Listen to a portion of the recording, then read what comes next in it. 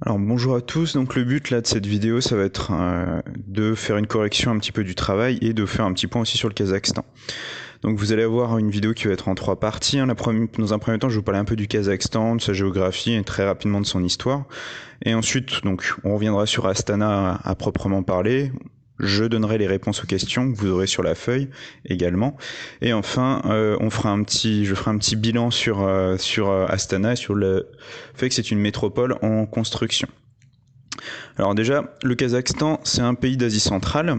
Il est entouré donc au nord de la Russie, de la Chine à l'ouest, et au sud de petits pays tels que l'Ouzbékistan, le Kirghizistan, le Turkménistan. Kazakhstan, ça signifie pays des Kazakhs. Donc stan veut dire pays. Donc Kazakhstan, c'est pays des Kazakhs. Et il est entouré de plein de pays qui se terminent aussi comme ça en stan, comme le Kirghizistan ou l'Ouzbékistan. Donc Ouzbékistan, ça va être par exemple le pays des Ouzbeks. Kirghizistan, c'est le pays des Kirghizes. Donc le drapeau du Kazakhstan, il est bleu turquoise. Vous avez donc ce drapeau bleu turquoise avec au centre un soleil jaune avec 32 branches et vous avez aussi un aigle.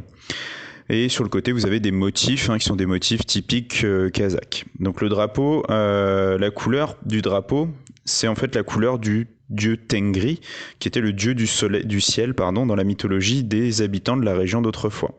Et c'était aussi la couleur des peuples qui vivaient ici avant, à savoir les Tatars et les Ouïghours.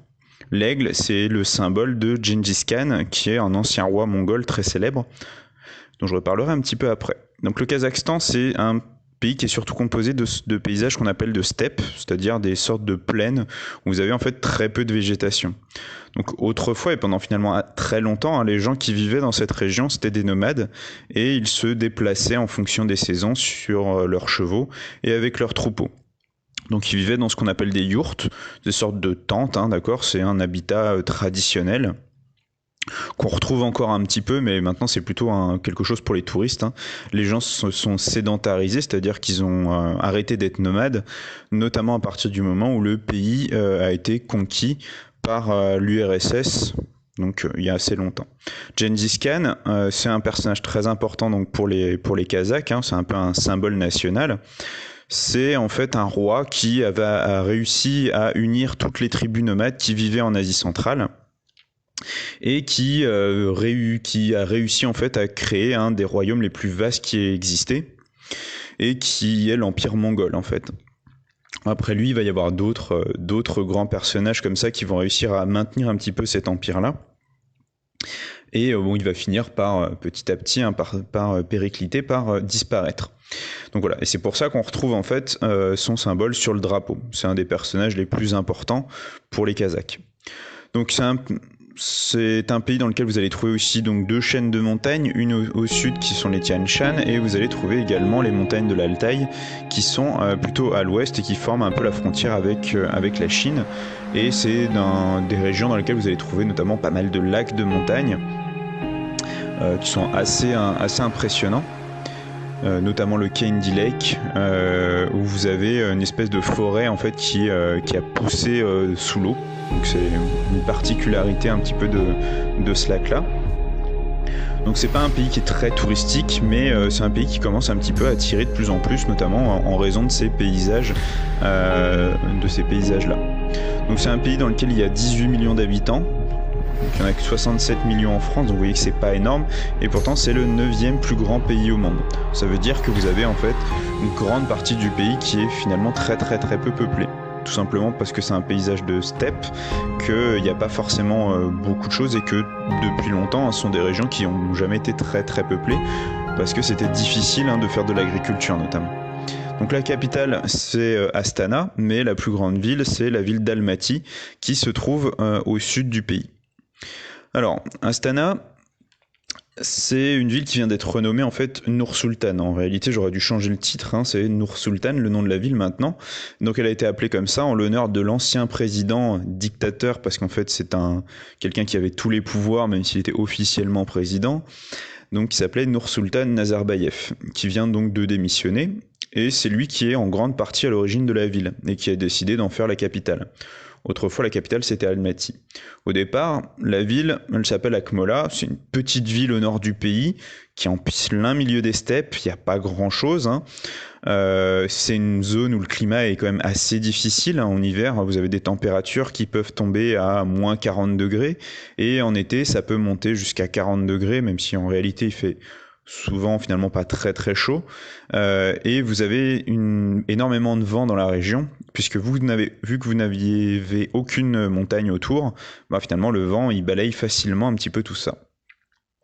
Alors la première chose que je vous demandais, c'était pourquoi la ville s'est agrandie. Donc la ville s'est agrandie parce qu'elle est devenue la capitale du pays. Donc la capitale d'un pays, hein, c'est l'endroit où on va trouver le président, mais également toutes les personnes qui vont travailler pour le gouvernement. Les ministres, les députés. Donc les députés, c'est ceux qui votent les lois. Et toutes ces personnes, elles ne travaillent pas seules. Il y a plein de personnes qui travaillent pour un ministre. C'est ce qu'on va appeler l'administration. Donc par exemple, pour le ministère de l'Éducation en France, vous avez un ministre, vous avez plein de gens qui travaillent pour lui, et ensuite derrière, vous allez avoir d'autres personnes dans les régions qui vont travailler pour lui, vous allez avoir les personnes qui travaillent dans les écoles, dans les collèges, etc. Donc ça fait en fait énormément de personnes. Donc quand on a déménagé donc la capitale, il a bien fallu donc que ces gens-là déménagent aussi. Alors une partie, pas tous, hein, et donc quand ils sont arrivés à Astana, il a bien fallu donc construire des logements, il a fallu qu'il y ait des commerces qui apparaissent, et donc tout ça en fait ça va créer des emplois, et donc vous allez voir de nouvelles personnes qui vont venir vivre dans la ville, et petit à petit la ville comme ça, elle s'agrandit. Donc ensuite je vous demandais de décrire un petit peu les quartiers riches, donc d'après les photos que vous aviez. Donc la ville est surtout composée de grands immeubles, hein, des tours. Alors vous avez beaucoup de tours qui sont en bleu et doré, tout simplement parce que c'est la couleur du drapeau, hein, si vous vous souvenez bien. Et donc ça, vous avez souvent un peu cette couleur, cette teinte-là qui ressort. Donc on va trouver notamment aussi des bâtiments un petit peu comme la Khan Shatir, hein, qui est un centre commercial en forme de tente, sur lequel je reviendrai un peu après. Et vous avez énormément de parcs, des grandes avenues. Voilà, c'est la partie assez luxueuse. Vous avez aussi des fois des petites zones où vous avez des sortes de petits parcs d'attractions. Voilà, c'est un petit peu ce qu'on va trouver dans les quartiers un peu les plus riches. À l'inverse, vous avez les quartiers un peu plus pauvres qui sont plutôt à l'extérieur de la ville, dans lesquels vous allez trouver des petites maisons, ce qu'on appelle les dachas, avec un jardin.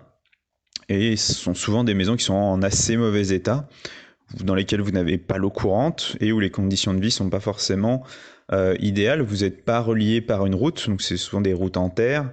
Il n'y a donc pas d'eau potable, ça veut dire aussi pas de toilettes. Ça veut dire que si vous devez aller boire, vous devez prendre des bidons d'eau et aller les acheter assez loin, donc c'est une certaine difficulté.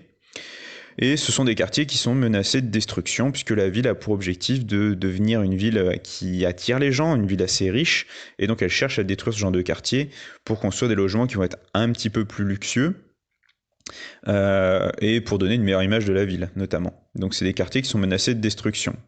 Sauf que les habitants qui vivent ici n'ont pas forcément envie de voir leur logement détruit, même s'ils ne sont pas forcément de très grande qualité. Ils préfèrent peut-être aussi qu'on les aide à les retaper, à faire en sorte qu'ils soient un petit peu mieux. Mais c'est pas ce que veut la ville. Alors, Astana, c'est ce que j'ai mis comme titre, une métropole en construction. Déjà, qu'est-ce que c'est qu'une métropole ? Donc une métropole, c'est une ville qui a plus d'1 million d'habitants, qui va attirer les gens et les activités, et qui va avoir des rôles importants comme des rôles politiques, un rôle politique, économique et culturel. Alors, Astana, par exemple, elle n'a pas 1 million d'habitants. Donc déjà, c'est pas tout à fait une métropole. Elle a une fonction politique, puisque c'est la capitale du pays. Elle va avoir une fonction économique importante, puisque c'est là où on va trouver aussi un quartier des affaires, on va trouver les bureaux donc des grandes entreprises kazakhs. Mais ça reste une ville qui, par rapport à New York, a finalement un rôle très faible au niveau mondial, d'accord ? New York, c'est l'exemple type de la métropole où vous avez beaucoup d'habitants, vous êtes plus d'1 million d'habitants, qui va avoir énormément d'activités qui vont attirer les gens. On avait vu tout ça un petit peu avec tous les monuments. Et enfin, qui va avoir des fonctions importantes, elle a un rôle politique, même si elle n'est pas la capitale. Elle a un rôle économique très important et culturel également. On a vu qu'il y avait beaucoup de choses au niveau culturel à New York, par exemple. Donc Astana, ce qu'elle cherche aussi, donc, c'est à attirer les gens. C'est sur ce point qu'on va un petit peu insister. Donc Astana, c'est une ville où on va trouver beaucoup de bâtiments, l'architecture assez impressionnante, qui sont assez récents, hein. Et c'est pas un hasard. Par exemple, à Khan Shatyr, qui est donc ce centre commercial de 150 mètres de haut, qui a une forme de tente, le but c'était aussi de rappeler un petit peu l'habitat traditionnel des Kazakhs, les yurts. Dedans, on va trouver des boutiques de luxe, un petit parc d'attractions. Voilà, le but, tout ça de ce bâtiment-là, c'est aussi de ressortir, d'être impressionnant et d'être reconnaissable. Vous allez avoir aussi la Bayterek Tower, qui est le symbole de la ville avec son dôme doré, et dans lequel vous allez trouver notamment une attraction importante pour les Kazakhs, où vous pouvez aller poser votre main dans la moulure de celui du président. Donc c'est un endroit qui est très visité aussi pour les gens de la région, et c'est un symbole de la ville. Vous avez le palais de la paix et de la réconciliation, cette espèce de pyramide avec le sommet bleu. Et enfin, vous avez cette sphère qui s'appelle Nour Alem, qui est donc entourée d'un complexe pour accueillir des événements internationaux. Donc Astana a notamment accueilli l'exposition universelle. Donc c'est un événement qui a pour but de faire venir pas mal de touristes et qui fait venir en fait tout plein de pays du monde entier qui doivent présenter un certain nombre de petites choses dans un stand. Là, c'était sur l'énergie, donc ils présentaient un petit peu ce qu'ils font dans chaque pays en matière d'énergie. Donc le but du Kazakhstan, en accueillant cet événement, c'était surtout de se faire connaître le pays, la ville, et surtout de se montrer, de se mettre en avant, de proposer un événement qui soit impressionnant et qui puisse impressionner un petit peu tout le monde. Donc un autre exemple d'événement international beaucoup plus connu, ce sont les Jeux Olympiques. Le but des Jeux Olympiques, donc déjà gagner de l'argent parce que ça va faire venir beaucoup d'entreprises, mais c'est surtout de faire connaître la ville. Ça va être l'occasion d'être au cœur de l'attention mondiale pendant 2 mois. Donc du coup, vous inscrivez la ville un petit peu dans l'imaginaire des gens aussi. D'autres événements que vous connaissez peut-être plus, la Fête des Lumières à Lyon ou encore Jazz à Vienne. Jazz à Vienne, ça permet de faire connaître la ville de Vienne dans le monde entier, parce que vous avez des stars internationales qui viennent pour chanter. Alors, Astana, elle a construit un certain nombre de bâtiments, donc ce sont des bâtiments de prestige. On en avait un petit peu parlé, on en avait vu d'autres comme le World Trade Center à New York ou encore la Tour Eiffel, qui sont aussi des bâtiments de prestige. C'est des bâtiments qui permettent de reconnaître immédiatement la ville. Donc l'objectif, il est le même avec les bâtiments d'Astana. Quand vous les voyez, tout de suite, vous savez que vous êtes à Astana. Voilà, c'est le symbole de la ville et ça permet d'avoir un repère. C'est un bâtiment repère. Donc l'objectif de Astana, c'est de devenir une métropole, c'est-à-dire une ville importante et puissante dans le monde. Et c'est pour ça qu'ils construisent ce genre de bâtiments, c'est pour ça qu'ils construisent des logements luxueux et qu'ils prennent un petit peu le modèle aussi de Dubaï. Donc il y a cette volonté de devenir une ville qui compte dans le monde.